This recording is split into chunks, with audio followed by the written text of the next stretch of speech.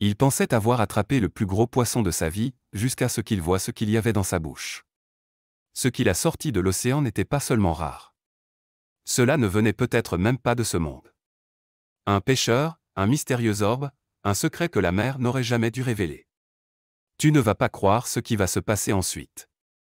La mer était calme ce matin-là, le soleil se levant dans une douce lumière orangée au-dessus du Pacifique. Ryan avait mis son bateau à l'eau juste avant l'aube, en quête de solitude au large. C'était un pêcheur chevronné, habitué au rythme de la marée et à la force du courant. La matinée semblait ordinaire, jusqu'à ce qu'elle ne le soit plus. Il lança sa ligne comme d'habitude, appâté et bien placé pour les poissons de fond. Le bateau tanguait doucement sous lui pendant qu'il attendait. Des heures passèrent sans le moindre signe. Juste au moment où il attrapait son thermos, le moulinet se mit à trembler violemment dans sa main. Quelque chose d'énorme avait mordu. Ryan se prépara et commença à lutter. Ce qui était accroché à la ligne était fort, plus fort que tout ce qu'il avait pêché depuis des mois. La créature tirait fort, nageant profondément sous l'eau. Ses épaules brûlaient tandis qu'il luttait avec la cale, resserrant et moulinant lentement, méthodiquement, jusqu'à ce qu'il voie enfin la surface se briser. C'était un mérou, énorme, pesant facilement plus de 110 kilos. La mâchoire de Ryan se décrocha lorsqu'il tira la bête vers le bord du bateau. Il calculait déjà le poids, la photo trophée, les droits de vantardise, jusqu'à ce qu'il voie quelque chose qui le glaça sur place. La bouche du mérou n'était pas complètement fermée. Quelque chose dépassait de ses mâchoires, un objet étrange, rond et brillant au soleil. Au début, Ryan pensa que c'était peut-être une hélice ou un vieux bout de filet, mais non, c'était parfaitement sphérique, comme un orbe d'acier coincé à l'intérieur. Prudemment, il hissa le poisson à bord, luttant contre son poids. Le mérou se débattit une fois, puis s'immobilisa, épuisé. Ryan tomba à genoux à côté de lui et écarta doucement sa mâchoire. L'objet tomba lourdement sur le pont, roula légèrement, puis s'arrêta à ses pieds. C'était une boule de métal de la taille d'un pamplemousse lisse, parfaitement ronde et étrangement lourde. Sa surface était couverte d'éraflures et de petites bottes, mais il n'y avait aucun marquage, aucun logo, aucun texte, rien pour identifier ce que c'était ou d'où ça venait. Ryan sentit un frisson lui remonter l'échine. Il la ramassa et la fit tourner dans ses mains. Elle était chaude, bien qu'elle vienne de la mer froide, comme si elle dégageait sa propre chaleur. En l'examinant, il remarqua une fine ligne encerclant l'orbe, presque invisible sauf sous un certain angle de lumière. Un couvercle? Un seau? De retour au port, Ryan hissa le mérou et l'orbe sur le quai. D'autres pêcheurs se rassemblèrent autour de lui, admirant la prise et spéculant sur l'objet. Certains disaient que ça ressemblait à du matériel militaire. D'autres plaisantaient en disant que c'était extraterrestre. Quelques-uns restèrent silencieux, l'air inquiet. Ryan ne savait pas quoi penser. Il ramena l'objet chez lui et nettoya d'abord le poisson, par habitude. Dans l'estomac du mérou, il ne trouva que des algues, des coquilles de crabe et des arêtes de petits poissons, rien d'autre. Incapable de dormir cette nuit-là, Ryan posa l'orbe sur son établi et alluma sa lampe de bureau. Il ne pouvait s'empêcher de le fixer. Il le tapa doucement avec une clé. Le métal émit un son clair et aigu, comme un diapason. Ce n'était pas un son d'acier ordinaire. Poussé par la curiosité, il contacta une chercheuse marine locale, la docteure Elise Tanaka. Elle vint dès le lendemain matin, intriguée mais sceptique. Dès qu'elle prit l'orbe en main, son attitude changea. « Ce n'est pas industriel », murmura-t-elle. « En tout cas, rien que j'ai déjà vu. C'est peut-être du sur-mesure, ou bien plus ancien. » Elle passa un scanner dessus. Aucun signal électronique. Aucun courant. Juste un métal dense, en couche, qui ne ressemblait à rien dans sa base de données. Mais lorsqu'elle pressa du bout du doigt la jointure de la sphère, un déclic se fit entendre. Un sifflement discret s'échappa de l'orbe alors qu'il s'ouvrait lentement en deux, tel un coquillage. À l'intérieur, un creux tapissé de velours abritait un disque transparent et fin.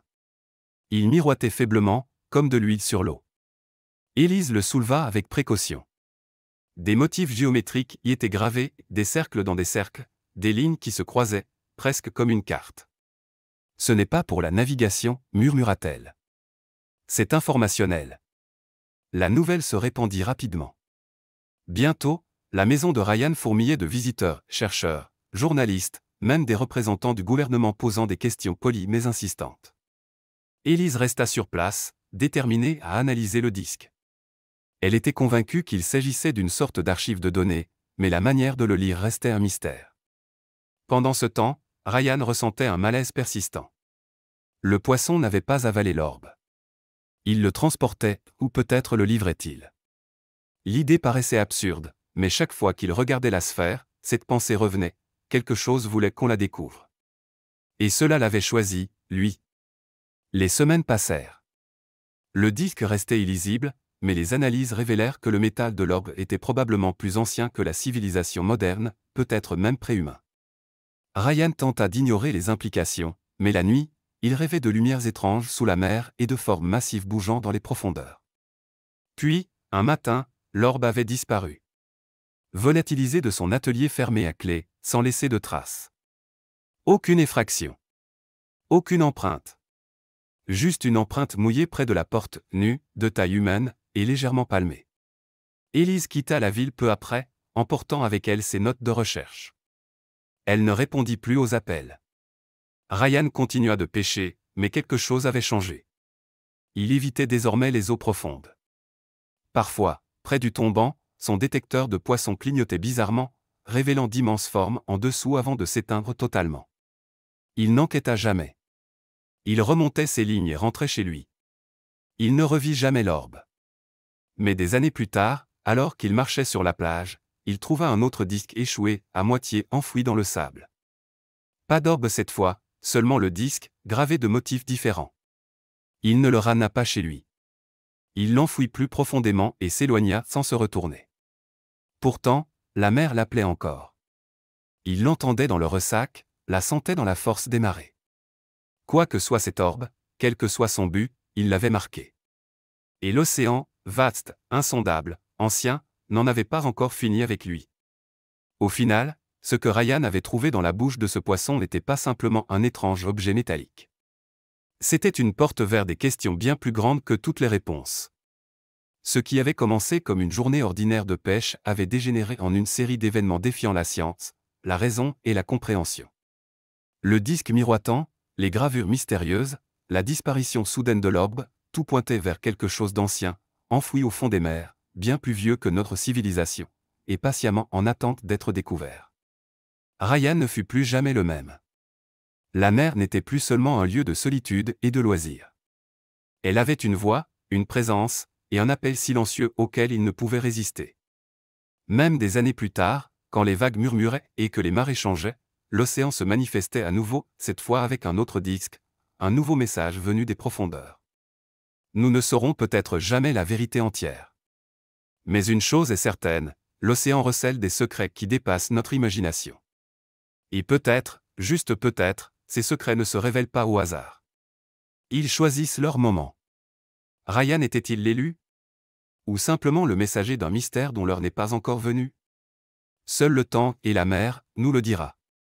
Mais avant de partir, posez-vous cette question, était-ce vraiment un simple hasard que Ryan ait attrapé ce poisson, ou bien l'océan essayait-il de nous envoyer un message que nous commençons à peine à comprendre? Quelle que soit la vérité, une chose est sûre. La mer n'oublie jamais. Et ses secrets les plus profonds attendent toujours, sous les vagues. Si cette histoire vous a donné des frissons, dites-le nous dans les commentaires. N'oubliez pas de vous abonner pour découvrir d'autres mystères venus des profondeurs de notre monde, et au-delà. D'ici là, gardez les yeux ouverts, et écoutez la mer.